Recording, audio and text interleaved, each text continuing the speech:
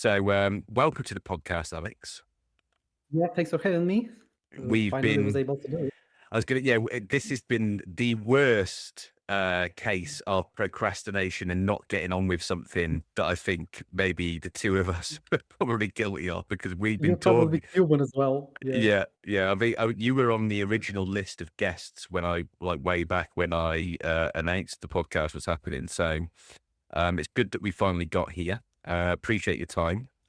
Um, You've no doubt seen the podcast before, so I don't need to explain too much, but you'll know that my first question as always is, when did Alex become a gamer? When did you first start playing games, Alex?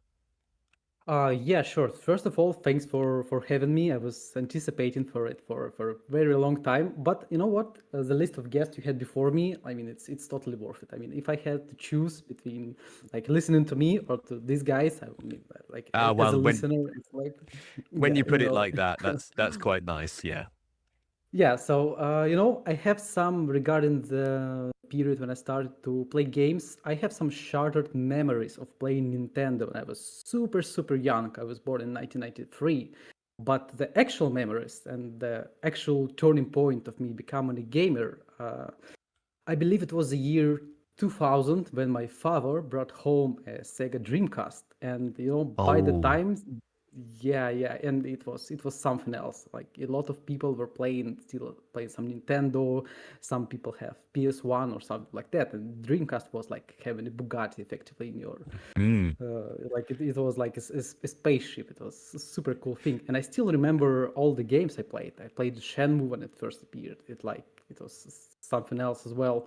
What was it as well? It was Legacy of Kain, Soul River. It was Hmm. Sonic. It was also a game set in a Berserker universe, which was so scary. I asked my father to play it, so I just watched, and it was actually a good time. Yeah, so I think I started playing with the Dreamcast, and obviously later, just as everyone else, I get my first PC.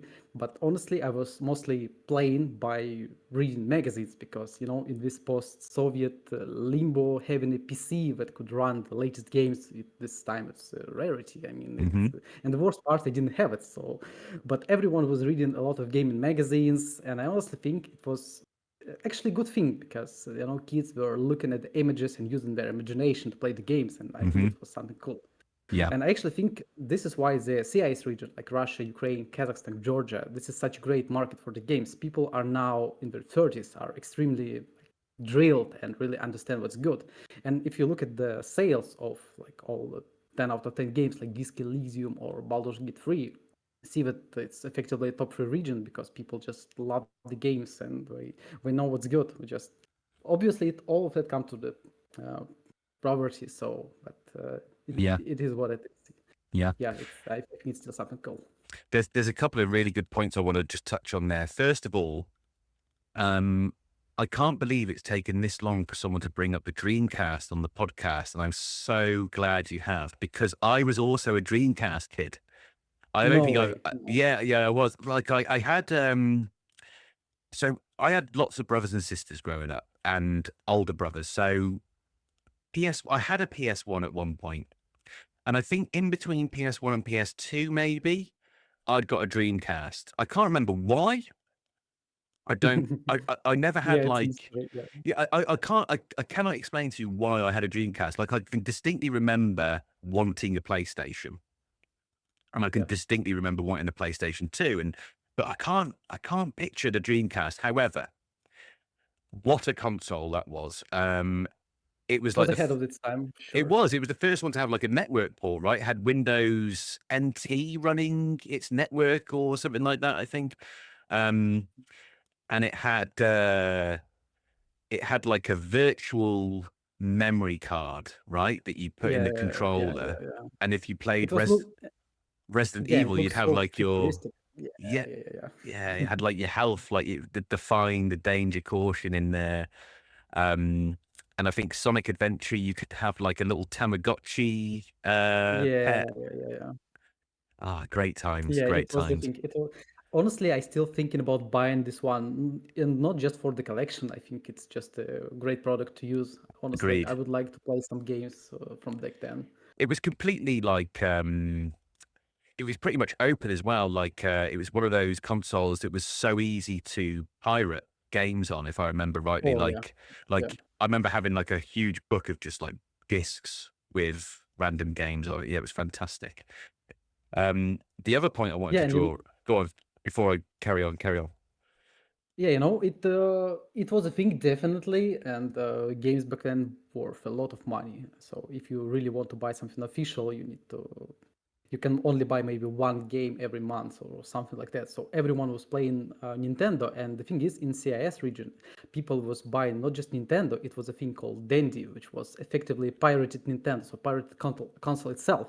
Yeah. So it was totally free, and a lot of people playing it and having Dreamcast in this environment was like, yeah, guys, I just have it. Yeah. Yeah, yeah, absolutely fantastic.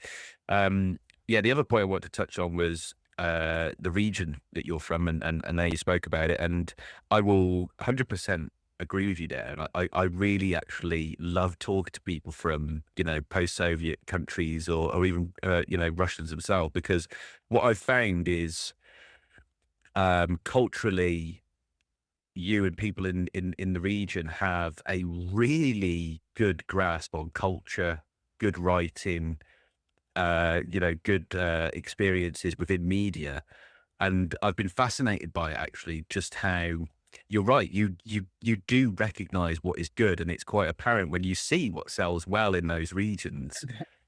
Disco Elysium, as you say, Baldur's Gate 3, games like that, and yeah, it's why do you think that is? What do you think drives that out of interest? Uh, Honestly, it's very hard to say. I think it's something in between having like pretty much European culture, but just being a poor European country, something like that. Because you have to choose. You cannot buy anything you want. You need to explain to your parents why we need to buy exactly this game. So you trying to learn some business development when you're young, effectively. Mm, So it's I think it's more about this, and I don't like to over dramatize like events, but effectively gaming for a lot of young kids was truly an escape route. So of course. people was wasting a lot of times back then. Obviously, everyone like played football, proper name for the sport, by the way. Yes, Yeah, thank but you. yeah, but gaming was a big thing. So I think it comes to this. Basically, the less money you have, the better taste you have to develop. Yeah, of course. Yeah, it comes down to you don't want to waste your money on something that turns out to be crap. No, I get that. No, it's very good. Um, yeah, I find it just fascinates me how it's different across different regions. So do you have then, Alex? And I'll take Disco Elysium as like a given because I know how much you like that game. But what is your favorite game of all time? Is there one that sticks out? Oh yeah, sure. Well, I remember the exact year. It was the year 2003, and it was a Star Wars Knights of the Old Republic. It was Ah, developed by yes. BioWare. Like it was exactly the game that made me an RPG guy. But it Mm, was only the beginning because the year after that, two games that are right now in my top three favorite games of all time came out. It's mhm. Knights of the Old Republic 2 and Sid Meier Pirates. So this is two games I can come back pretty much anytime. Like for regarding the second KOTOR, I can speak about it like for hours. This is I'm my effectively my go-to game. Like I'm glad you said that because a lot of people criticize KOTOR 2, and it was the one that I really loved. I really, really enjoyed it. I felt like you had more, I don't know, I just kind of liked that kind of gathering of force and like feeling like you were like setting out across the world or the galaxy rather to achieve, something as a unit and as a team. It felt a little bit more explorative. And I know people didn't like the story compared to the first one, but the first one was pretty much like one of the smartest pieces of storytelling ever, yeah, right? yeah, Yeah, it was extremely well made. Yeah. yeah. Sid Meier's Pirates I've not played, but I do like Sid Meier games, and Pirates is something that's always interested me. So tell me what you like about Sid Meier's Pirate. Are you a pirate guy in general? Honestly, it's like 50-50, but I have to say this game is still holds to these days. I mean, you can easily see this coming as an indie game in 2025 easily. Like it's absolutely not, it's not aged one bit. It's effectively has everything. It's I don't know. It's like this feeling of absolute freedom because I always played it more like an RPG. Obviously, it's more like an adventure game, something like that. But you have so many options, and for some reasons, I don't know why I didn't play it more than some other games. It's maybe not my like favorite game of all time, but extremely comfortable game. Like I can same as a KOTOR 2, I can effectively run it pretty much any day of the week, and it will be some cool experience. I don't know, maybe I was just a kid, and I was extremely sensitive, and like I just remember only good things. But even consider that, I can play it right now like, with no problem. So I hope this will get the second remake because the Sid Meier's that came in 2004, it was a remake of original game, so it Ah, definitely needs a second remake. so I just think. I'm really intrigued by Sid Meier's Pirates. Just give me a quick flavour of kind of the gameplay loop. Is it like building up your pirate empire through treasure hunting? Because if it is, then I'm in.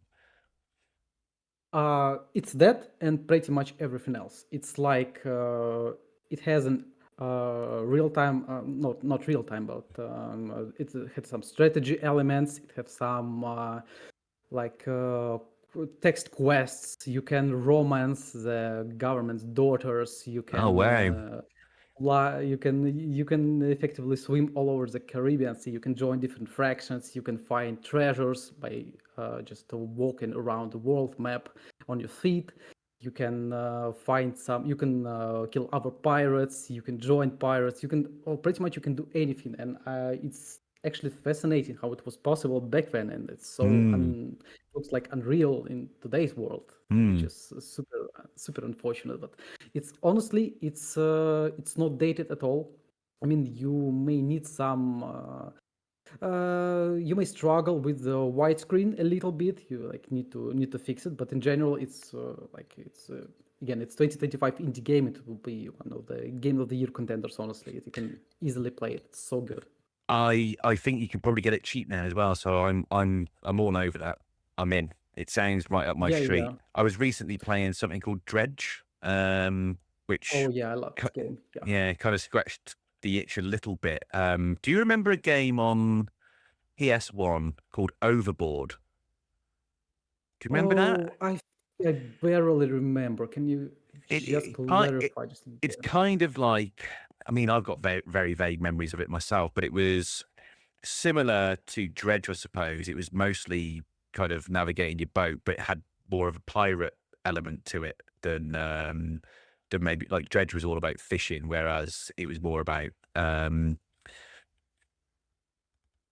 explored as a pirate. And I wondered, the reason I bring it up is because I wonder if that was inspired by pirates in some way. Not the actual pirates, the game pirates. Overboard It's game. honestly, yeah, I need to check it, but I believe it very well might be Oh, it's because this called game is very Shipwreckers, influential. apparently. It was called Overboard in the UK. But it's called Shipwreckers everywhere else. Yeah, I think it was like a boat battle thing. Anyway, we won't dwell on it too much if you haven't played it. Yeah, So yeah. otherwise it'll just be me trying to convince you I understand Overboard. Okay, so nice choices. I'm big on like God. Wasn't it good when BioWare were good? Good times, Yeah, wasn't yeah, it? it was super good. Well, honestly, even the latest Dragon Age wasn't that bad. I mean, it just what it just a little bit different, and I enjoy some battles. It's not like it's not bad. It's not a bad game. It's just like maybe some magic was missing. I don't know what is it. Yeah, it felt. And I honestly, Go on. yeah, and regarding the second KOTOR, I still don't understand how Obsidian back then was able to pull some game of the year contenders while working on it like 1.5 years, like effectively building from like shit and sticks, and you just make a masterpiece from it. I don't know how it works. I think it's like no some lost technologies we need to rediscover eventually. Yeah, all of the like when I think back to the really successful games, and I think about like the stories of struggle that were in there. I mean, Disco Elysium's a prime example, of course, because they were literally learning how to make a game on the fly. And when you think back, especially when you talk about KOTOR and Pirates, the time they were around, like game And Bethesda development, games as well. it's a lot easier now, isn't it, to make a game? I say easier, Yeah, but yeah. um, yeah, they had to go and learn all the tricks that everyone can use now, of course. Yeah, I agree with you. It's like I don't know. I think there is zero reasons to complain how hard game development nowadays, because it's honestly don't. I mean, if you look at like 20 people in Bethesda trying to make Elder Scrolls back then, it's like obviously it's way more complicated. You don't have the technologies. You don't have like anything explained on YouTube how it works. Like I Mm, don't know. There's such a good timeline to make games. I don't know. I think yes. people need to be a little bit more appreciative on the time we live in. Yeah, well, yeah, I'm afraid I can't see that happening anytime soon. People being appreciative, but that's another Yeah. subject entirely.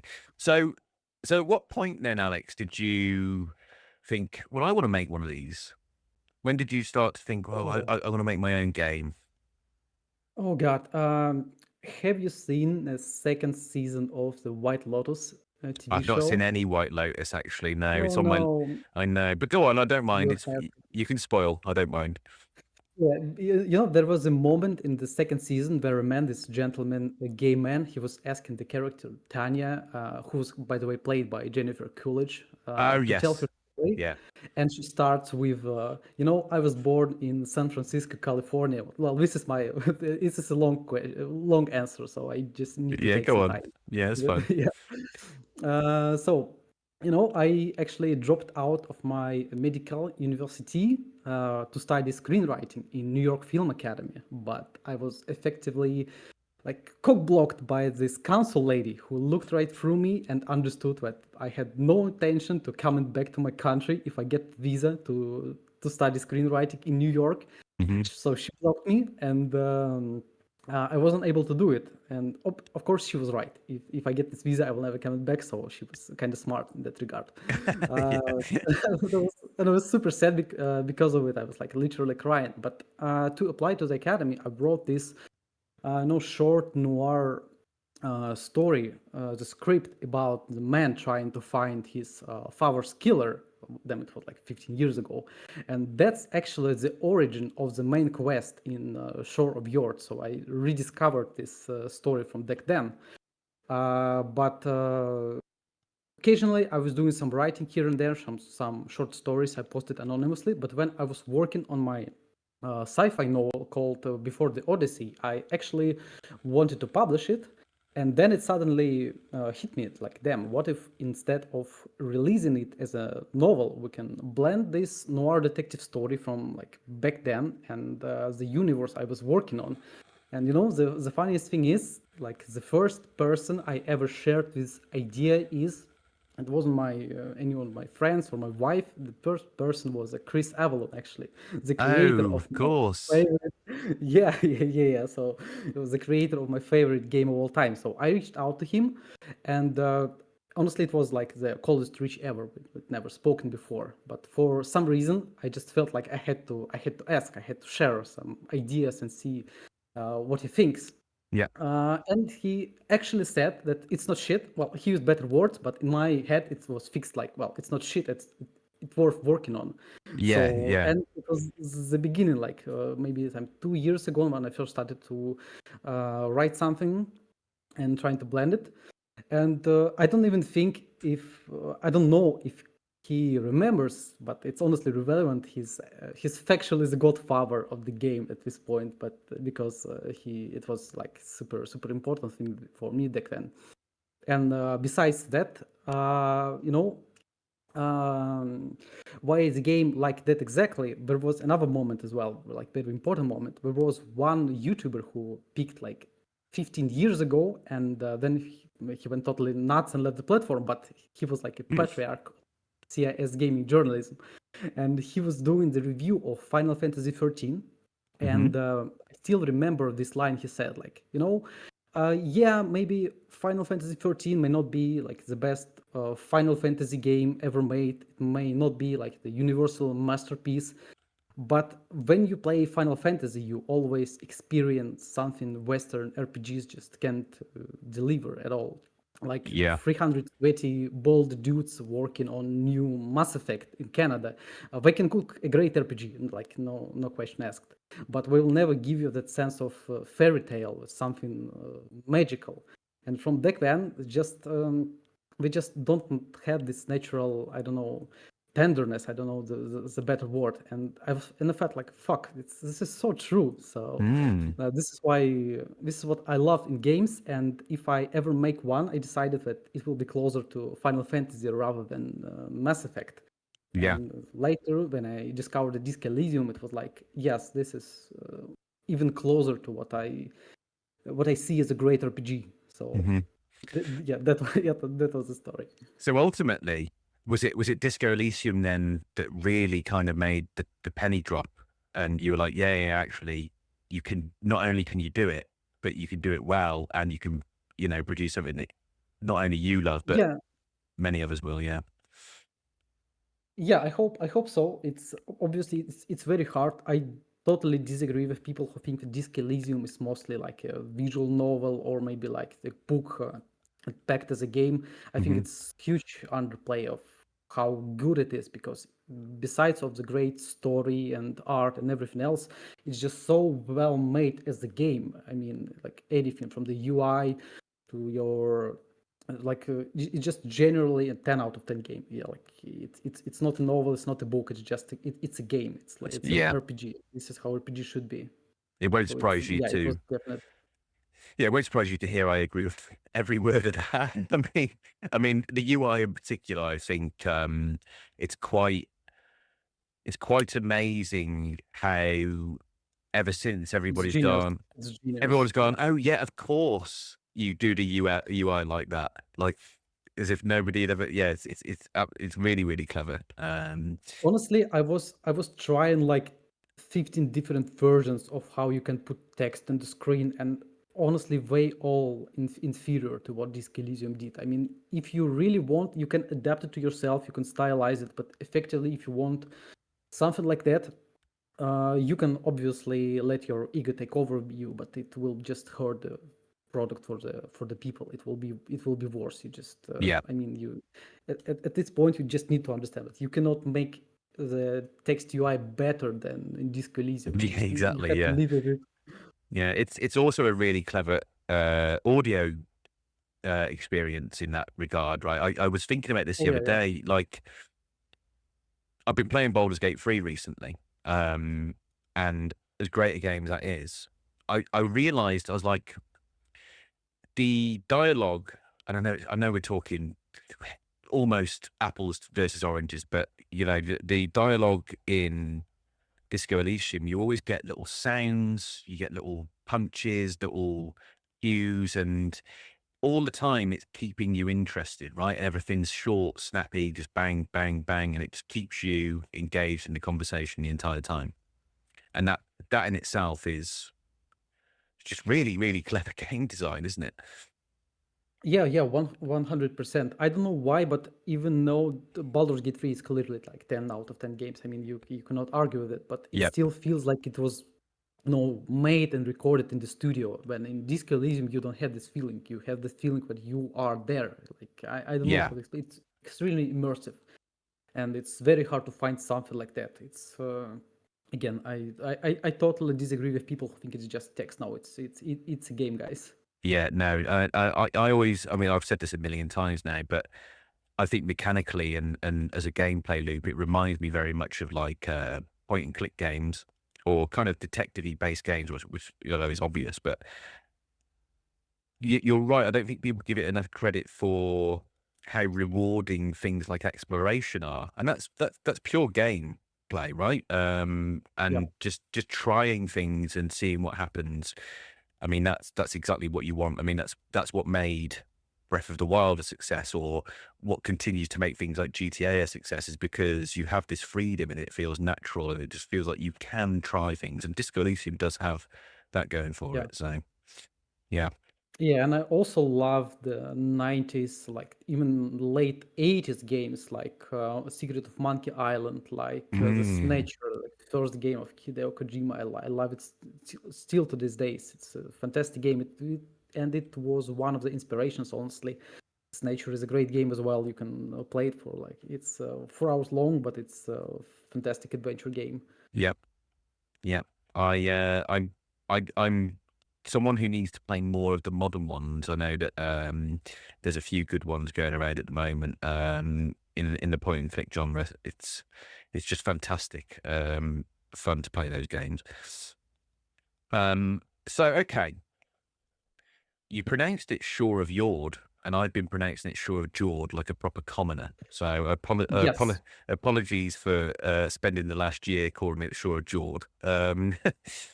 So I just want to understand, first of all, just tell me a little bit about, I mean, is there a team? Are you solo? What's the studio in quotation marks? How is the setup, and how many people are contributing to the development of the game?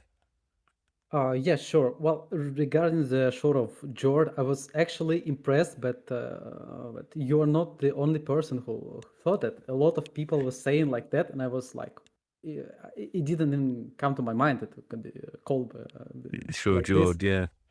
Yeah, for some reason, people were linking me some TV show, I believe in Britain, that have something like a familiar name or something like that, and I was like, wow, maybe Oh, this is the okay. case. Are you on about Geordie So Shore? yes, yes, yes, yes, exactly this one. So Mate, I was like, maybe you don't I want to was be. like, fuck, we fucked up. Yeah. Have you seen it? Have you seen any of it? Obviously, if people I are. I googled it, yeah, and I was like, oh, maybe we need to change it at some point. I mean, honestly, for those listening or watching now, do the same thing Alex did and go and look up Geordie Shore. It's such a like okay, I suppose to give some context, I mean we're going off on one here, but the context is if you remember Jersey Shore, the American TV show, which focused on these kind of overly muscular, tanned guys. It was like the metrosexual. It was the start of all of that stuff, right? There was these guys who were really like looking after themselves, and girls who were similarly like the Yeah, focus just was, us. Yeah, yeah, just look at as just me beautiful and as you. Yeah. yeah, and look as beautiful as possible, but also like having an element of kind of, I don't know. I think part of the appeal was that viewers at home could kind of look down on them a little bit, which like they were kind of portrayed as idiots, beautiful idiots, essentially, which became like a thing for reality TV, and and still is, to be fair. And the UK, so in Newcastle, right in the north of England, Yeah. if you are from Newcastle, you are known as a Geordie. So they called it Geordie Shore instead of Jersey Shore, Mhm. and it is similar kind of people Oh God. from the north of England, and there's just a, I don't know, there's just a certain extra level of how can I put this? I'm trying to be as polite as possible It has some here. bad reputation, isn't it? Yeah, it like it's kind of the shittest kind of people that you'd want to kind of find in the. If you go to a pub and you see a group of people from Georgia, you'd be like, oh, for God's sake, let's go somewhere else. You know. Mhm. So anyway, yeah, that was that. That's a weird Yeah, we need to fix it. Yeah, I association. get Yeah, it. Yeah, we need to fix it. Yeah, as for the studio, the tenant name is our official, the legal name, but true name is actually the Sensitive Eight. Like the group of some extra sensitive people doing some extra sensitive stuff, like creating nice, video games. So it's some unofficial name. nice. So yeah, it's and eight, just a good number, so it's not related to the number of people. But the core team is me and the other writer. I will talk about him a little bit later, I believe. The two artists, and we have the tech priest, effectively covering all the technical part of the development. So at this point, we work kinda when we have the time, but recently a little bit more active because I'm honestly less willing recently to work with the publisher now because Mhm. even though we have some talks obviously and it can happen, but I just think that making the game and self-publishing it is an option. Obviously some production quality may struggle because people after the Disco Elysium and Baldur's Gate 3, people expect some good voice acting, and it should be there for sure. I think some certain level of polishing. All of it requires money, obviously, but I think we can handle it. It may take a little bit longer, but frankly, I don't think that we are on timer at all because good isometric RPGs are aging like fine wine. Yeah. I saw that you also followed this Twitter account that posting backgrounds of some isometric games from Yeah. the past, Pre-aesthetic and backgrounds. Yeah. yeah, and they look so cool, even if they like 30 years old. So, I mean, if it's a good isometric RPG, I don't think you need to release it in the next 2 years or like something bad happens to you. So, I think yeah, we can release it maybe in 2 years with the publisher, or in 10 years without the publisher. And I think in 10 years it may be even be better. So I don't think there is a point to chasing it as a point. But of course, we have talks. But currently, we're like a small studio working on it, trying to work on it even more and sometimes successfully. So I think we can manage it, honestly. I was very eager to find the publisher at the beginning. Then I just spoke with some people here and there, and honestly, there are very little publishers that fits your goal with such a game. Mm. I mean, maybe some guys like Critical Reflex. This is why I'm wearing the pink today, like to just know some business development. It's their colors. But in general, there are not that many cool publishers you should chase, I think. Even though Mm. I get it may happen. Yeah. Yeah, I suppose that's it's an interesting point because as soon as you get a publisher, then all of a sudden you've got, I don't know, some sort of money man maybe, or targets start being talked about and all of that stuff. And for a small group like yourself, and I obviously speak to quite a few people who are doing similar things to you, and I do find that it seems to yeah, it seems to be it's definitely a choice, isn't it? There's I suppose it's nice to have security if there's funding and everything coming from the publisher, but then, what kind of experience do you want to have as a team and a group of friends making a game? Yeah, it's an interesting one. Difficult balance, I suppose, to strike. Yeah, there are pros and cons, but I think it's maybe a little bit more relevant when you don't really want to touch anything regarding the marketing or public Mm, relations. But honestly, I just like every single aspect, so it's not like I really want to like delegate it to someone else. Like I yeah. honestly enjoy all process, all the processes. So And do you know what? That's how you learn it all, isn't it? I do find that like even in my working life, I try and experience much of the little pockets of each bit that I wouldn't necessarily normally be in, because then you have a much better like holistic view, and probably makes you a more competent leader in some regard, because you can kind of guide people. No, that's very very interesting, Alex. So you did mention that you having a bit more time to develop at the moment, and it's going well. So how much? Give us a percentage. Where do you feel you're at the moment? I know that I think in your document you were targeting somewhere around 2027. So I know, and you've made it clear there's no rush. But yeah, what's it like at the moment? What stage are we at? yeah, well, obviously we're writing all the time. All of it is constantly rewriting. Like the version you played, maybe like 3 4 months ago. Like Hmm. there is not a single word that survived all the rewrites. So Oh, really? it's yeah, like not a single word, not a single characteristic. Like like nothing of it survived. Yeah. Because we always changing something, always trying to find the best way to tell the story, so it's constantly improving. So I would say that ideally I see it as 28 chapters, and we maybe have as a story and everything written maybe like 9 or 10. But again, I can easily see how it's zero. So it's very Yeah. hard to Okay. say. Yeah. Yeah. No, I get it. Uh, And so far on this journey, before we get really into the game, I'm just curious. I am trying to do more to make this podcast a little bit more of a stopping point for people looking to get into games. So, are there any big takeaways from your experience so far? Any lessons? Mistakes, something that stuck out and you go, "Well, I wouldn't do that again," or any advice you'd have for other people in your position? Yeah, sure. For the original concept we had, I mean, I think the first one is to never be like super attached to some decisions that you made really, really early. I mean, it's all subject to change, I believe and it will be even better if you change it, because the original concept I shared with Chris Avalon like 2 years ago, it was actually much more closer to JRPG, honestly, than the Disco Elysium. It was Mm. much closer to something like that, because my novel takes place in the same universe, but much further in time. It's like 3,500 years Oh, ahead okay. of the date I chose for the shore. So it was originally a sci-fi RPG, honestly. But we needed to ground it a little bit. I know it's like I don't know, releasing the New Hope before the Phantom Menace, something like that. So you need to take some time. Yeah. Yeah. Yeah. So yeah, and since we are blending this murder mystery with the world of Europa, sitting, like it's much close to modern world. So I think it just will be better. So my first idea is to never be too attached to anything. Just change anything you want, constantly rewrite everything. Like if you don't like something, just delete it while you have time to do it, because later it will be much more complicated. It will be much Mm. harder.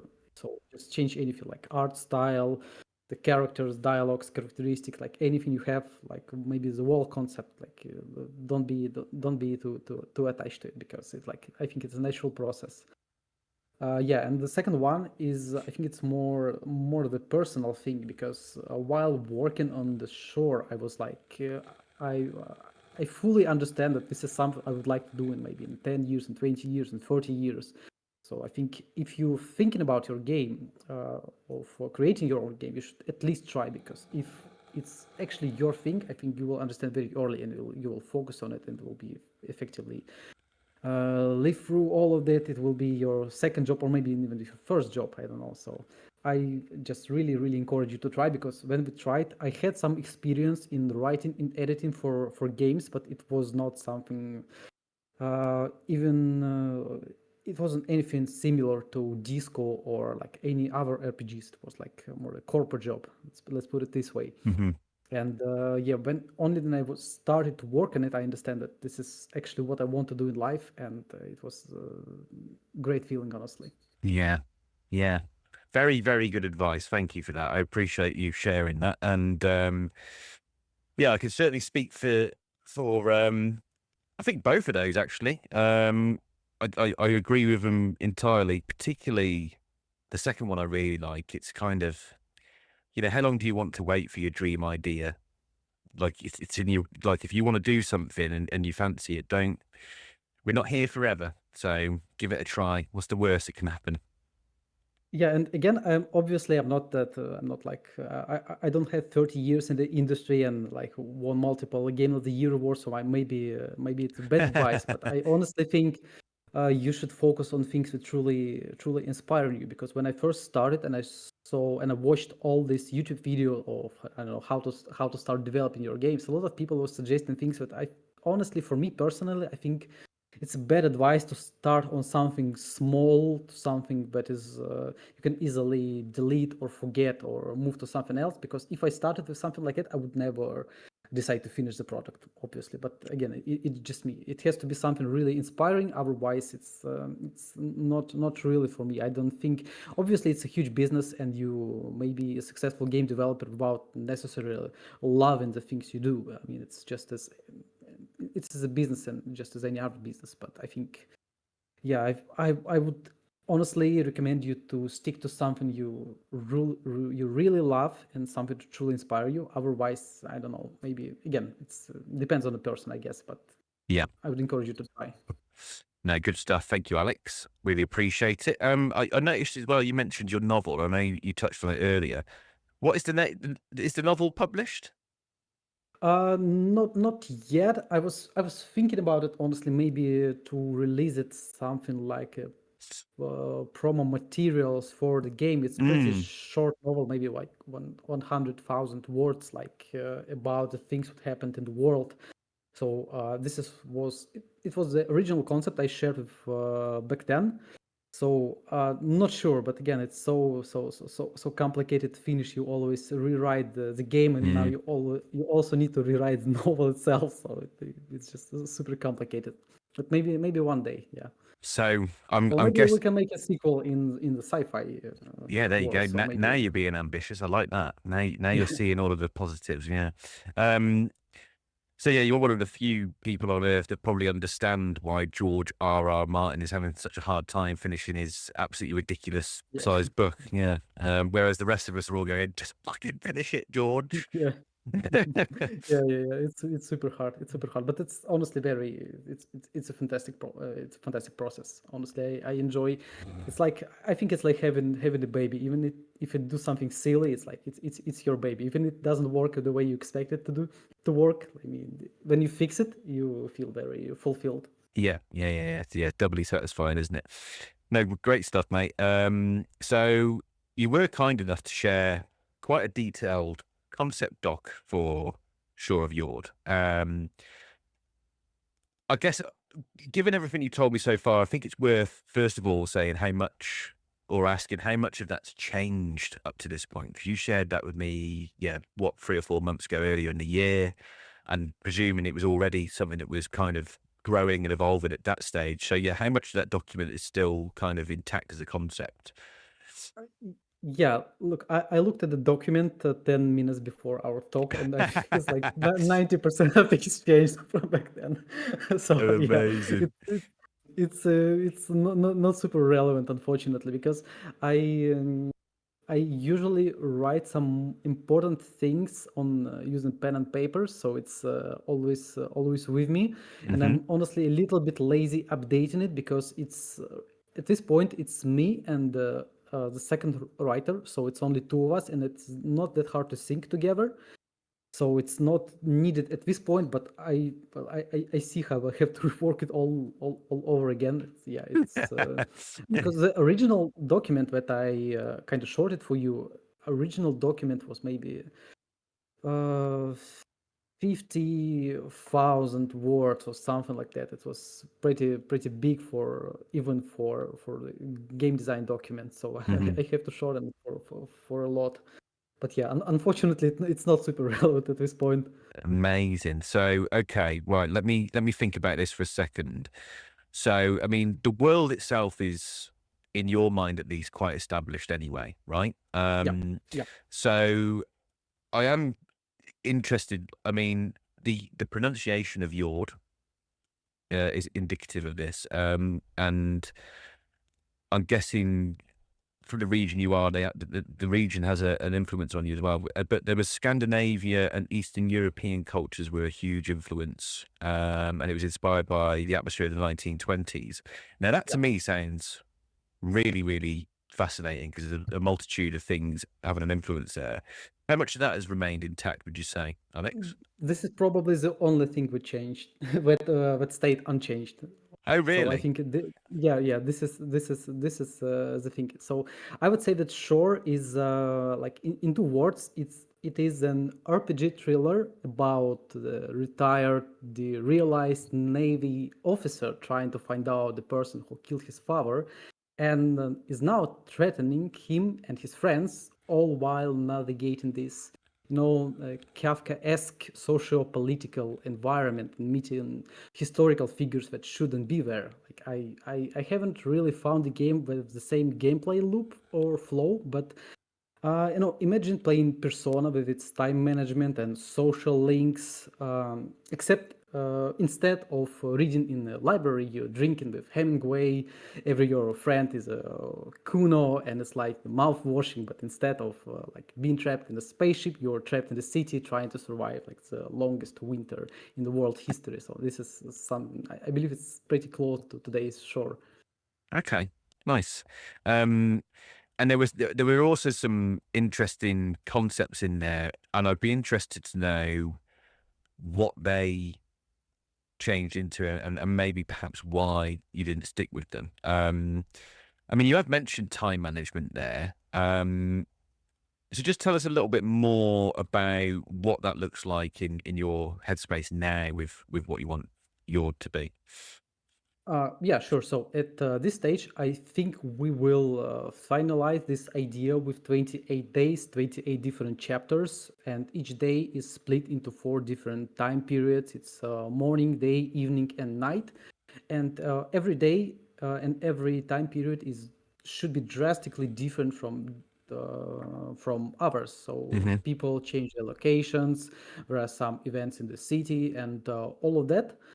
So this thing, I think we will keep. This is not really changed from back then. The things that were changed the most, I would say, its characteristics, because back then it was very disco-like in a way that wasn't really fitting the story and the world and the idea in general.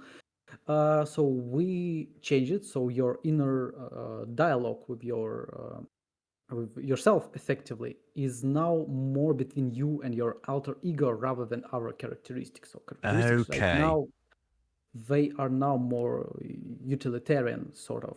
Hmm.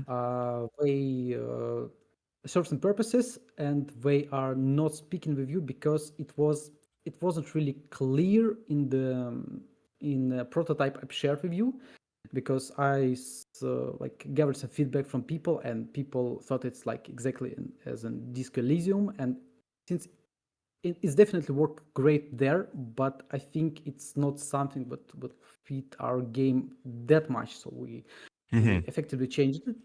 So it's more like, it's closer to, I don't know, cyberpunk. Oh, Let's put it okay. this way. So Like it's having much a closer to Johnny that. Silverhand.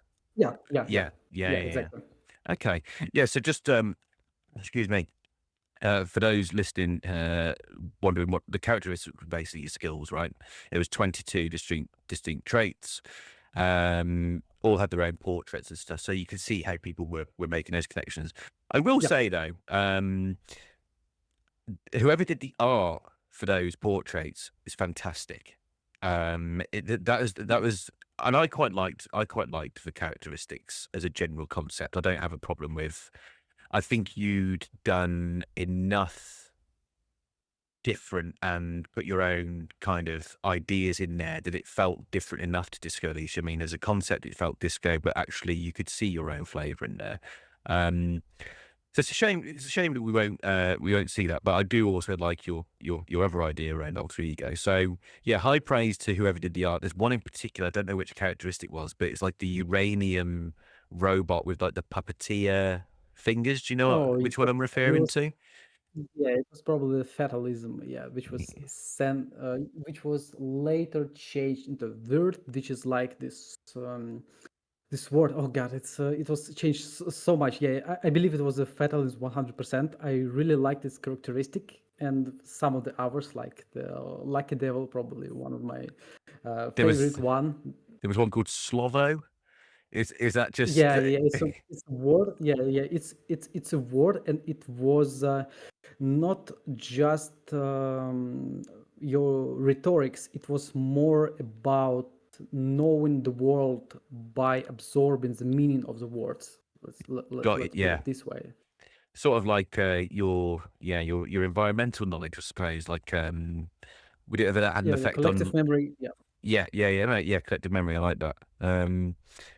Oh well, never mind. So okay, there's another concept which didn't really have detail in the concept documentation, but it piqued my interest. It sounded fascinating. You had your main character, so it was previously a chap called Orm Younger, military officer, etc., yeah, etc. Um, and one of the things that happens is he experiences an increasing level of enlightenment, which reveals the existence of a room in his apartment, which he can communicate directly with him. So that to me sounded pretty high concept for a game, and I'm just fascinated by where your head was at with that idea, what you kind of saw it being, and maybe what it turned into now. yeah. This one we also still got it. So this was my baby from the very early stage of development. So Hmm. yes, it's still there. And you know, enlightenment. It's if you played the Bloodborne, maybe you know when you kill more of the bosses, the environment around you changes. You see some creatures, some things. It's like how was this movie with Bruce Willis? You know, this, about the guy who, a little kid who sees the ghosts. Sixth I, Sense, I yeah. forget. Yeah, yeah. It was something like that. So yeah, this is the alignment. We still have it. This is still one of the crucial things in the story, and one of the main mechanics. The more you rebuild yourself, the more you understand the world, the more things you see that other people cannot see in this world. So yeah, we definitely have it. This one, impossible to change, even if you really want it, because this is basically the foundation of the game. Ah, right, okay.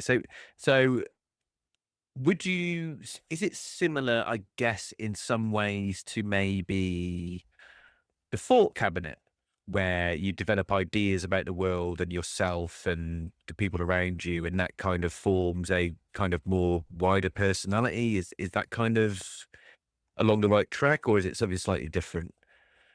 No, no, not really. I would say it's actually very, very, very different from it. Okay, It's more about, again, connection with the core of the world. So it's this room is effectively our character rather than something I see. utilitarian. So it's just like a living and breathing thing. Got you. Okay. Well, I'm getting the sense that you don't want to reveal too much about it because it's the obviously the key part of the game. So Yeah, yeah, yeah. I'm not going to keep pushing you on it. The other thing, um, which again there wasn't too much on it, so I don't know how much of a formulated idea it was, but Ugly Bones was in there, and it was like a Yeah, collectible dice game, kind of like a card deck a la, I don't know, is it Inscription, that game, which is all card decks? Is it still around? Again, same thing. What happened to it? Where is it now? What was the idea? it Yeah, it's kind of there still, but it's a little bit more simplified because honestly, making it the entirely different is of my bad. You Think disappeared on so? me. Oh, there you are. Yeah, yeah. Can you hear me? I can hear you. Yeah. Yeah, fantastic. So, yeah, I think if we will be able to do it correctly in the proper way, we will definitely try to do it. If not, we unfortunately will need to a little bit to simplify it just a little bit to fit the narrative, to fit the story. I would honestly love to have this entirely different mechanic, like in Gwent in Witcher or with Kazakh in Yeah. Knights of the Old Republic. But it's super complicated. Honestly, it's very hard to do. If we will be able, I would do everything to keep it there. But let's see how it goes. It was originally an extremely important part of the story and the twist as well. But we can keep this twist, but maybe weave it more into story rather than game mechanics. Okay. So like, was it um sort of intended to be like a mini game then in that respect? Yeah, yeah. Got you. Got you. Okay. So realistically, are we still targeting? I mean, do you even have a target for release? I mean, given your relaxed attitude towards like the development, are you kind of pushing for like showing it somewhere, or doing all of that kind of Uh, stuff? yeah, ideally, I would love to release it in next year, like the later next year. If it will not be possible, I think we will try to do some extended free demo, maybe for the first 1 or 2 hours of the game, and when we work from that. But we will definitely release a demo either later this year or early next year, Hmm. and it shouldn't honestly, it shouldn't take 10 years. I mean, I was a little bit over dramatizing things. It should be much easier. No, so I'm excited for it. So yeah, it's one of those, and I know that you got mentioned in Vice, didn't you? As a Yeah. game coming up, which I thought was really nice. It's gonna. I'm really sorry now, but Yeah, I was so happy to see it. Yeah, I've forgotten the yeah, guy's it was name now. us and Yeah, it was us in the glass house, and it was That was it. fantastic. Yeah. Yeah. Well deserved. And I hope we can see more of that over the next year or so. No, good stuff. Hope So so. I'm gonna. So just before I'm gonna ask you a bunch of Disco Elysium questions now. Okay. Yeah, fantastic. I was waiting for it for a Yeah. long Do time. you Yeah. know? I'm despite my efforts to be like, oh, I need to branch out from Disco Elysium. I need to be my own thing. I still just keep talking about Disco Elysium. So I really Yeah, don't. Yeah. it's same. It's same. Yeah, honestly, it's like maybe 15% of our work process is talking about Disc Elysium as well. So Yeah. it's Yeah. totally Yeah. natural. It's totally natural. Yeah. Yeah, it's proper brain rot. I'm afraid it's proper lodged in there. So, I mean, yeah, I mean, the obvious question is, when did you first play it? How did you hear about it? When did it kind of enter your world, Alex? You know, with Disco, it was exactly the same situation as for me with Expedition 33 because I played it maybe for 30 minutes or for an hour, even though this is a fantastic game, but not because I don't like it, but because when the game was announced originally, Hmm. people were a little bit skeptical. We didn't understand well how these French guys can make an JRPG or something like that. It was a little bit weird. Nobody was sure. But when I first saw it, I was like, well, this is Game of the Year contender. So I was Same, like, yeah. well, Can we it was talk it about was Expedition 33? I mean, yeah, sure, sure, sure, sure. I wasn't expecting you to mention it. Have you finished it yet? No. I played less than 1 hour. I just Okay. was explaining why because I was Sorry, yeah, I go was on. looking at it. I was looking at it and I was so sure that this is a Game of the Year contender. When I had this feeling, when you can touch something beautiful, but or you can not touch it, but had this feeling what you can touch it, and you had this joy of understanding something cool without even touching it. So Mm, I don't know how to explain it better, but I was so sure that this game will be fantastic, like outstanding game. So yeah, in my mind, I already finished it before it even released. So when I played it for the first hour, I was this is exactly what I expect. Like 10 mm, out of the games, like perfect game. Everyone should play it. I bought it, so like I'm I'm totally happy with it. I will finish it one day. Obviously, I just think that this is same what was with Disco for me because I knew this game will be around the launch date and the people were talking about it. And when I first looked at Disco, I said, "This is the masterpiece." I mean, and I didn't even need to play it to understand this is a masterpiece. And this is mm. maybe for me, it's not actually spoiled the joy of playing Disco Elysium because 2 years later I played the final cut Yep. and I have now maybe 600 hours. So I played a lot. But when it first released, I was so proud of myself that I saw it coming. So I just didn't even need to play it. I just played Yeah. the same like 30 minutes and like yes, it's exactly what I was expecting. So no need to play it. Yeah. Yeah. I had, I mean, I've said my experience many times now. I don't think people need to hear it again, but yeah, I had a very different experience. I really wasn't sure about that game. And I think a lot of people are saying because it's the way it's presented is kind of strange. I was like, what do you mean a detective art? And it's very difficult to work out what it is at first. Well, it was for me anyway. And it wasn't until I played it for about an hour and I was like, yeah, God, yeah, this is unbelievable. Just to quickly touch on it, Expedition 33. I recently finished it. You are right. It is easily my game of the year. It had everything I wanted. It's like a love letter to JRPGs, right? It's got like sonary battle stuff. It's got a little bit of Final Fantasy X battle mechanics Yeah. in there, which is the best RPG fighting mechanic ever, I by love the way. I love Seven so much. Sorry for interrupting you. You know, once maybe every year or 2 years, I look at the ending of Final Fantasy X on YouTube and I'm crying every single time. It's Like so good, the man. It's ending like of it was so beautiful. it was the. Do you know what? It was the first game where I think I've never been religious, right? It just never connected with me as a thing. But Final Fantasy X taught me why people have faith and why they would be against having faith. I thought it was a really interesting look at what religion means and why people attach themselves to it. And I probably used to.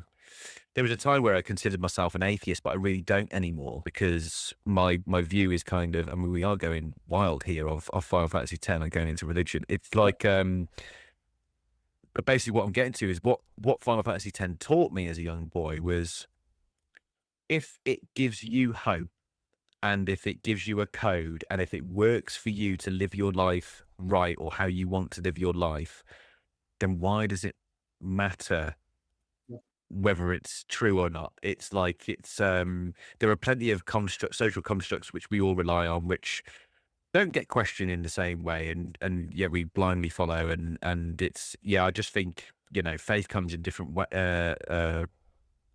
different ways, and that game taught me a lot about why whatever works for someone, right? And but also, like, don't blindly follow Seymour when he's literally a walking corpse. But Yeah, well, still to this day, this is my favorite Final Fantasy game, like ever. I love the Final Fantasy VII a lot, obviously. I enjoyed the 13 a lot as well. I love 13. Even the latest one I also loved, but Final Fantasy X for me, it's something like it was like a true fairy tale. I don't know how to explain it. It was the game that you truly feel outwardly. I don't know. It feels like you experience something that you cannot really experience in any other games or any other series, and it was the magic of Final Fantasy, and it's still there. I think even if people maybe not necessarily love the latest Final Fantasy same way we love the previous Final Fantasy, but I still think we hold it, and I just like the franchise in general. Honestly. agreed. Yeah, I've had my issues with the more recent ones, but I still played every single one of them to completion. 16 it's a good action RPG, not necessarily the best Final Fantasy, but it was okay. I still liked it. I liked what they tried to do.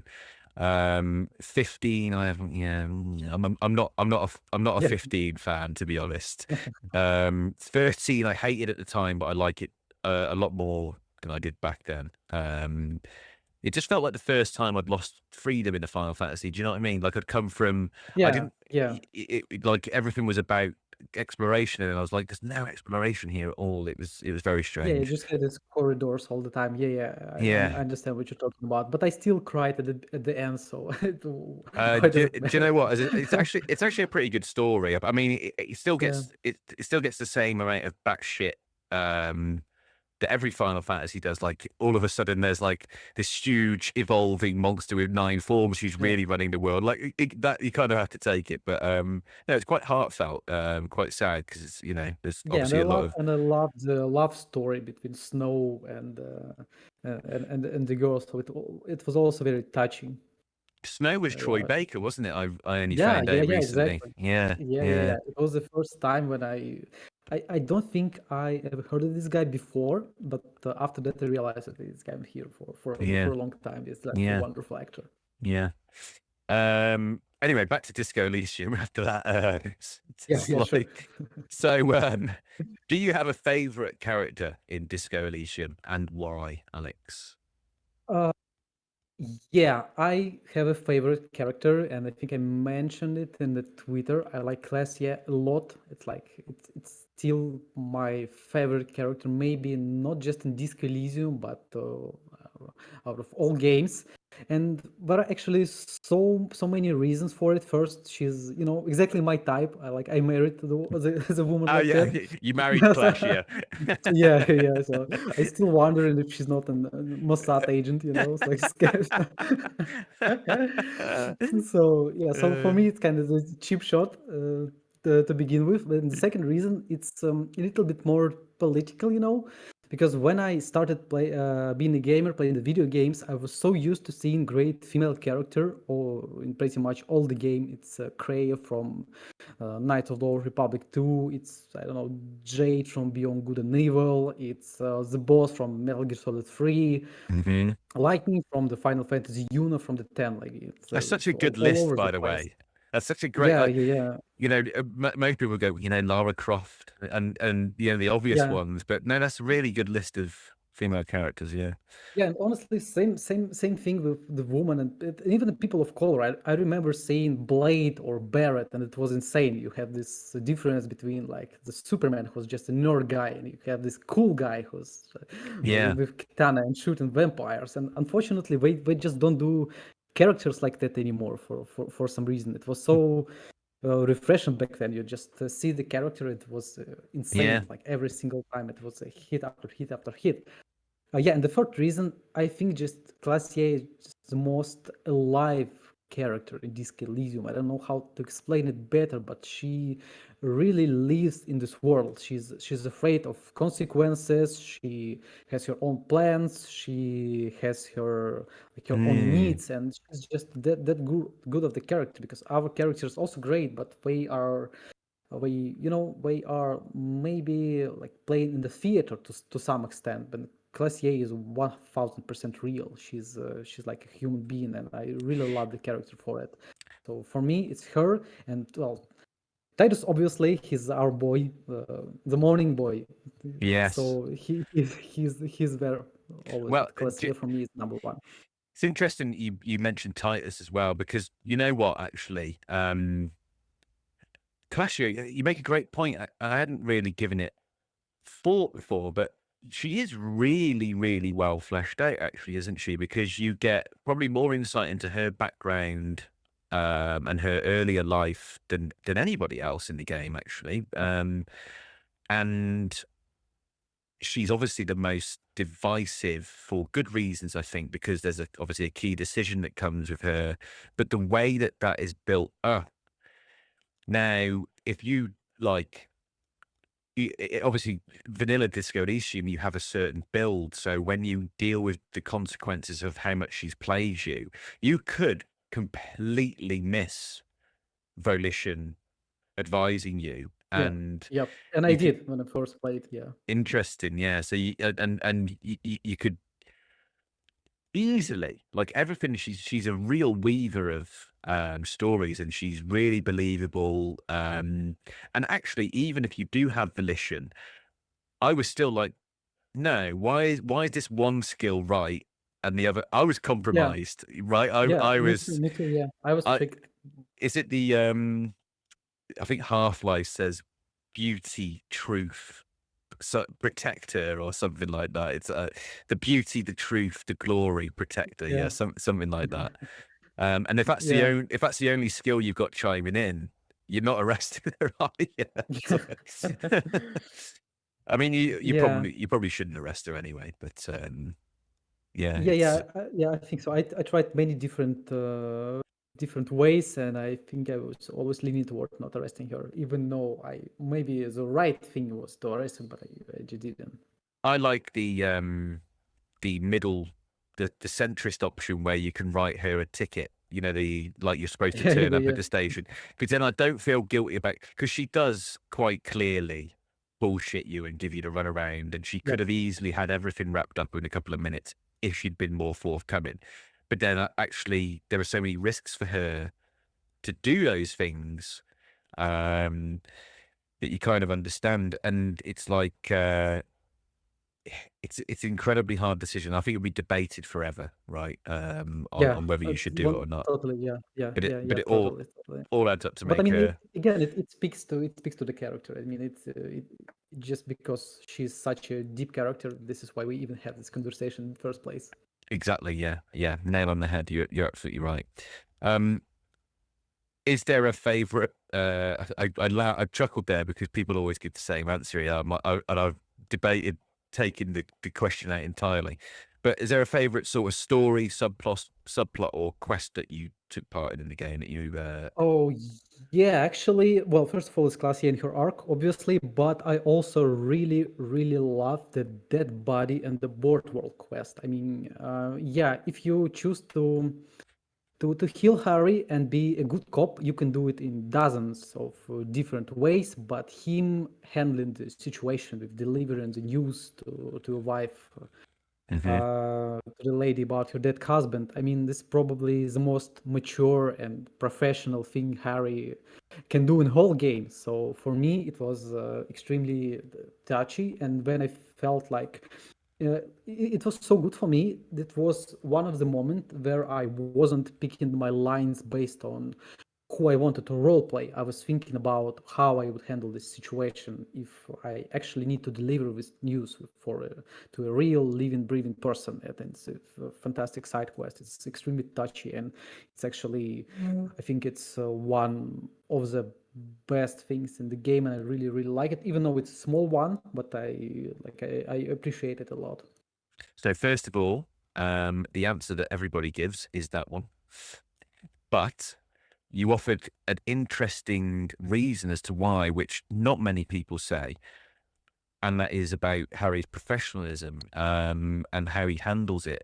And I think to add to that, the way that it, um, this is the thing about Disco Elysium. I think people underestimate just how much of a role playing experience it really is, right? I've never been one really for getting into a character. I wasn't a D&D player, so I don't kind of have that in me, like where I really attach myself and decide Yep. I'm going to be this kind of character today. But Disco Elysium completely turned that on its head. And to your, I think it's a really, really good point you make about the working class woman story in particular, because when you are stood at that, I've always thought a police officer's job, one of the most, if not the most difficult part of that job, must be to go and knock on someone's door and say, "I'm really sorry to tell you that the person you love the most is dead." That must be fucking Yeah. heart Yeah. Same with the wrenching. doctors. Yeah. Yes, every doctor, yeah, of course, yeah, doctors, of course, as well. And when you're stood at the door, you have those options like, do we have to do this? Yeah. And I was choosing those options not because I felt that Harry would. I was like, I really don't want to do this. Like, can't someone else do it? And it must be. And I was like, the whole time building up, I was like, I really don't want to fuck this up because Yeah, it's the right thing to do. Honestly, it's just you have to do it. It's like yeah, it's your job. yeah, yeah. I think Kim says that, doesn't he? He says something like that.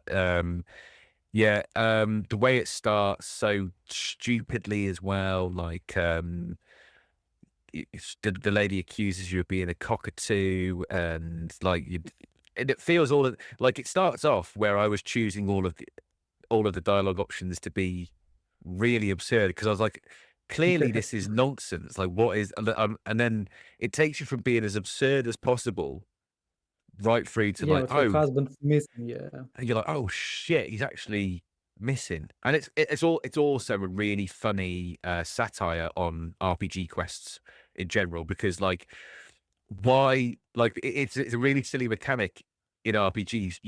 Nobody in real life goes around walking up to strangers and saying yeah, yeah, I'm here for a call to adventure. Like it just doesn't happen. And the working yeah. class woman thing is a great satire on what should actually happen when you turn up to Baldur's Gate and start asking people like, "Oh, do you have a quest?"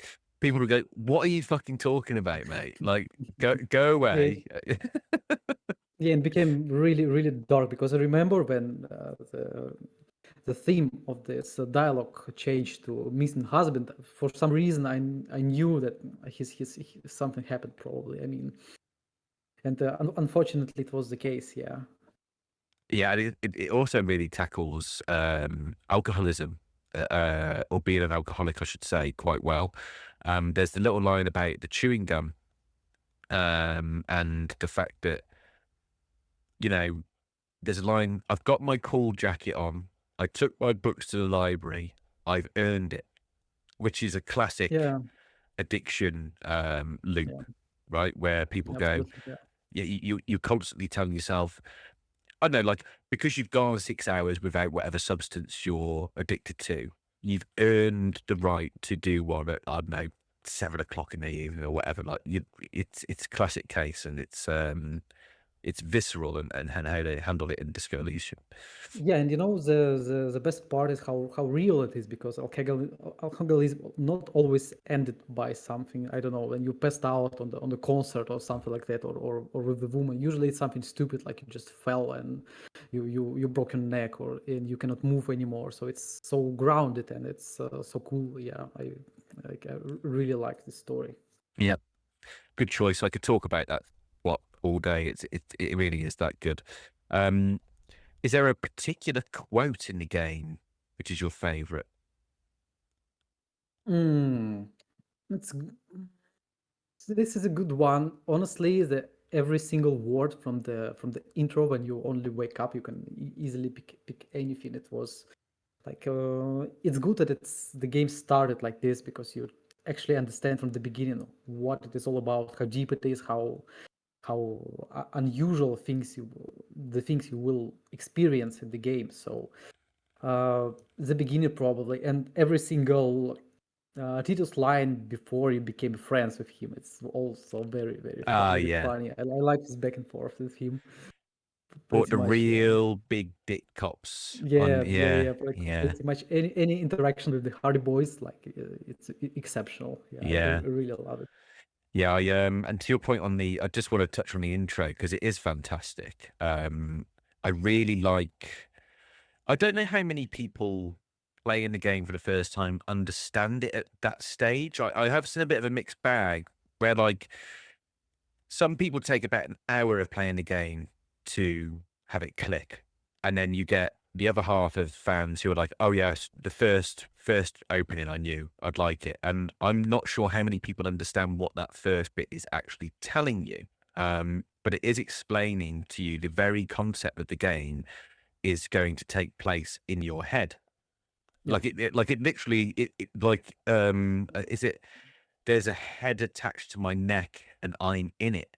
And it talks about the bloated meat around you. Like it's trying to convey this message that like you're inside whoever this yeah. This is character like a is. tutorial. Yeah. Yeah, very, very Of clever. your experience. Yeah, it's very smart. It's very smart. And I think, maybe some people, I'm not sure if it was voice acted fully at the beginning Mm. before the final cut. Maybe not. Maybe this is the reason why some people did not pick it up like right away, because in the final cut, when everything is fully voiced, this is some of the fantastic voice acting, like top tier, absolute S tier. So I think it should click like right away right now if people started to play it right now. Yeah, agreed. No, good choices again. Okay, have you played all of the political vision quests? Yeah, the only one I didn't play, I just watched it on YouTube, was a liberal one. Like, sorry Mm-hmm. guys, I didn't, yeah, I didn't play it through. But yeah, I played all of them. Honestly, if picking one, I'm struggling to pick between the moralist one and the fascist one. Mm-hmm. I think it's I think it's fascist one, because I'm very live in the past guy. Yeah. So my favorite movie is Midnight in Paris, with Owen Okay. Wilson, like direct with by Woody Allen. Like, Yeah. this. I don't know if you saw it, but it is about a Hollywood screenwriter visiting Paris, and he loves that Generation Perdue era so much that every night he takes a cab and ends up in the Paris between the two world wars, talking to Fitzgerald, Picasso, Hemingway. So Oh, okay. he's literally me, but I just working I was with gonna them, and say, it's yeah, such this a schism. sounds, yeah, so Yeah. it sounds like you, yeah. Yeah, so I love it a lot. I think it's so well written. I don't know, it's the fastest one probably by huge Yeah, margin. oddly enough, it's between fascist and ultra liberal for me. I found both of those to be incredibly funny satires on the two political worldviews. Whereas, I mean, tell me what you liked about the moral intimate, because I see people they're quite divided on that one. But I'd like to know what you liked about it, what were some of your favorite things about it, because I think it's an interesting one to pick out.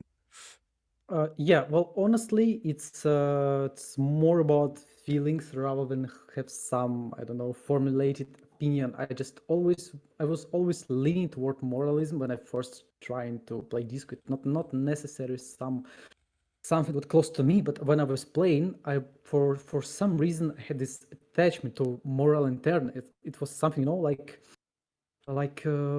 something very weird. And when I was playing, I felt like moral intent all over the place. For I don't know how to explain it. It's like some organization that was always constantly watching you, and then you finish the moralist quest.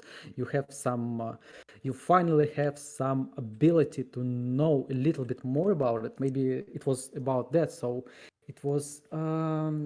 And it was just a hangout with guys in the church, so a Yeah, little bit yeah. more, which I like. So and this is also Yeah, you can do like the whole Noid stuff, can't you, on the moral yeah intern quest? And I find him really, really fascinating, actually, like the way he talks about moralism, the way he talks about politics in general, because he's essentially an anarchist, right? He's yeah. kind of like pretty much dismissive of them all. Probably get on better with Cindy the Skull. So yeah, yeah, I like the moral intern one because it gave you that insight into to your point, actually. They're kind of like a boogeyman, right? The whole time they're talked Yeah. about quite a bit. You hear about them, that you see the divided opinion on them, and then when you meet them or you speak to them through Warship Archer, and you finally get a sense of the secrecy, the scale of their power, the level of control that they have over Revachol or and the surrounding areas. And yeah, I've kind of answered your question for you there. Yeah. Thank you for that. Yeah, that was exactly what I meant. Yeah. Yeah, No, exactly. true. Yeah. And then the fascist one, I mean, is just outright hilarious. But And also, touch as well. Yeah. look, it has, I think, some of the most profound stuff in there. I mean, I'm on record of saying just how good that conversation with Measurehead is. A lot of people haven't tried that, and they really should, because it's the quest that proves just how good that writing team were at nuance and understanding that Yeah. people are not entirely defined by their ideology or their worldview, and can be really malleable and different in so many ways. It was, yeah, really fascinating. It's fascinating for me that people see all types of propaganda in Disc Elysium all the time, and I was desperately trying to find it because I mean, as for me, it was more about. I mean, obviously, the politics in the game are fantastically like it's tailor made for the game, Mhm. but I haven't seen any propaganda at all. I mostly, it was about people who are disappointed in everything, and people who reflected a lot, and people who just see how it is, but still trying to do the right thing. So I if anything, it's like the opposite of propaganda for me. Mm, yeah, yeah. Okay. Is there a favorite piece from the soundtrack that you would pick out? Oh yeah, it's a good question. I love the Tiger King, if you know Yes. that one. Yeah. It's very, again, otherworldly, and it reminds me of another piece of soundtrack I listened to for ages. It's Deus Ex Human Revolution, where Oh, there's an great ambient. game. Yeah, Yeah. and there was an ambient you hear when you are in Adam's apartment, and I listen to it a lot, and it honestly reminds me a lot of it. Again, I'm probably a little bit deaf, maybe it's nothing similar, but I have some same vibes, honestly, Yeah, like and I an love it a lot. association. Yeah. I always really liked the main menu music on Human Revolution. That game Yeah, just feels. Have you played Prey, the more yeah, recent? So yeah. this kind By of, Arcane, I mean. yeah. Yeah, I'm a big fan of these games that are, first person, got some exploration in them. You're not kind of forced to take these violent routes, but you can, and you can kind of be a bit more hackery, or you can be sneaky. But more than anything else, Deus Ex Human Revolution. What was the other one? Mankind Divided, was it? Yeah, it was right Um, after that. It was Mankind Divided. Yeah, and Prey. They are games that just feel very vibey. If I can be a young person yeah, for a minute, right? You kind of you feel those worlds surround you. I think the music and the environments that those games have are really, really huge in that aspect. And yeah, just glad you raised them because I love them too. We've got very good yeah, similar taste I love. actually. Yeah, absolutely. I love all the games from Arcane. I love the Deathloop. I know people don't really like Deathloop, but for me, it's a style, it's Well, music, like everything. I just love this game. you've just reminded me. I had a question as you were talking about it earlier. So just to roll it back a little bit, I wondered actually if Deathloop was an influence on your idea of having the Yeah, 4 different time zones. Is that yeah, yeah, right? yeah, yeah. Yeah, yeah, Yeah, you're totally right. Yeah, yeah. Because it was one of the. so spoilers for Deathloop for anybody who's not played it. But basically, you have to navigate a bunch of areas in the map, and you have to time everything perfectly in the end to complete the game and reach your target. Because depending on when you go to an area, there'll be certain people there and certain tasks you can do, and blah blah blah blah blah. Yeah. So, and I think Deathloop's one of the Yeah, you got it. Yeah, you got it very fast. Yeah. yeah. I think Yeah, Deathloop is fantastic, fantastic yeah, I game. love the music. I love the music so much. I like the 60s, like everything I love in one place. Some Bond vibes, like pretty much anything you can wish for a game. I spent a lot of times just using different outfits. I even played the online version of it. So Yeah. yeah, it's Yeah, and do you know, it's one. I see a lot of people who don't get on with Deathloop, and I always wonder how far they got because at the start it is really tough because yeah, you don't know a lot, you die a lot, and you're still kind of working out the mechanics and everything. But once it clicks and you realize it's just unbelievably good. Because, like, I think it was even my when did Hades come out? I can't remember if it was my first foray into that kind of roguelike. oh, the good question. Yeah, I think it was a little.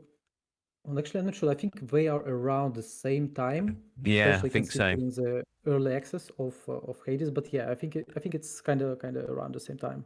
Yeah, I can't remember which one it was, but basically it was around the time that I first got into roguelikes or started liking roguelikes and the idea of looping and improving and then going through and then yeah, because I played Cult of the Lamb. Yeah. Did I play it this year?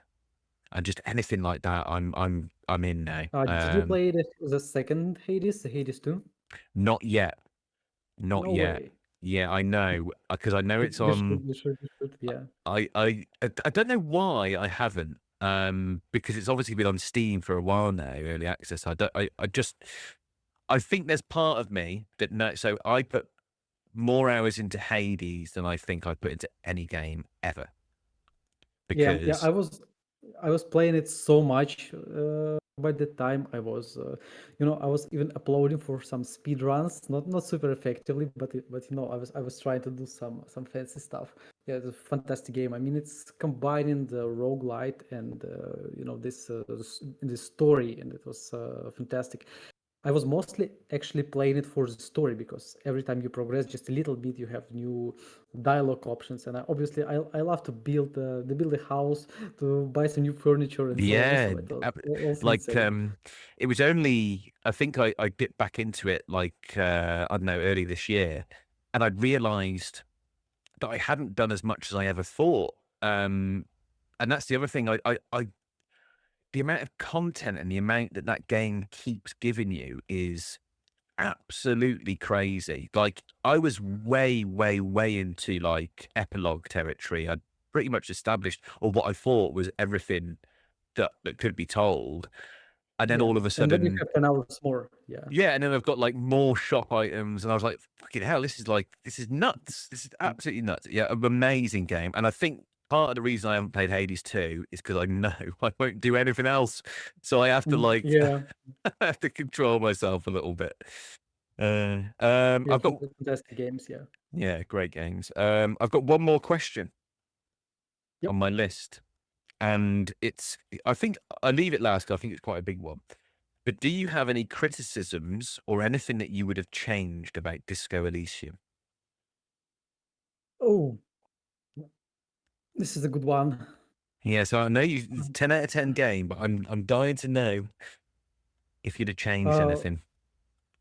yeah, honestly, I'm not even sure about changing, maybe even rebuilding everything from scratch, because every single RPG developer from the beginning, they were trying to make failed skill checks something cool or something that people are okay with. And even Disc Elysium, with some extremely funny situations you unlock by failing the skill checks, it's not 100% there. Just like any other games, you still prefer to roll a dice in your favor. And I was thinking about how it's if it's even possible, because when you play like the standard tabletop RPG, obviously the GM may do anything for you. I mean, if you fail the skill check, he can unlock you like entire new area, and you don't feel like a loser.